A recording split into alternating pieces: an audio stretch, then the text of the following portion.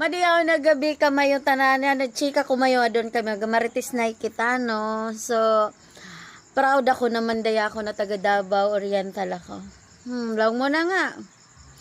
Adon ya mabasa ko yung voicemail ng boss ko. Ng CEO ng pagatrabahoan ko within 5 years ang company. Na kumusta da ko no kami, yung pamilya namin. So para sa tagangan san adon nakaupo ako mandaya nakamandaya ko dawain ko man adon na nasod USA, Middle East, Canada or saan pa na lugar amo lang kadibilin ko kamayo taro nga mayo yan trabaho mayo dahil di habang buhay di tanan nadusan ka mo gayud magstay. Taba ng puso na di ka sagaw ng ordinary ka lang nautawa di sa Pilipinas. Although lang yan tanaw kan mo to kanila na ahid ka sang iban kay ang kakatiga mo para sini ang posisyon mo na pareha sini. So ikaw adon ibilintakan mo. Gusto ko lang share kan mo gayod. Pag once siga trabaho ka ayaw magbilang. Trabaho ka lang ng trabaho.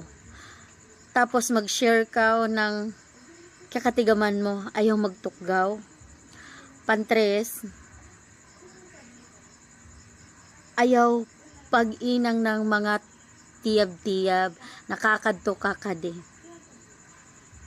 Amo gayud yung bantayan mo, tapos yung trabaho mo, i-improve mo. Although matigaman ka sana trabaho mo, pero ikuan mo pa ba, i-develop mo na di lang yan ang kakatigaman mo. Tapos mag-share ka sa mga kaiban mo. Ayaw ng surita to, tiya ba di, basta ka lang makapanira. Ayaw, di nang madiyaw yan. Tanawa doon.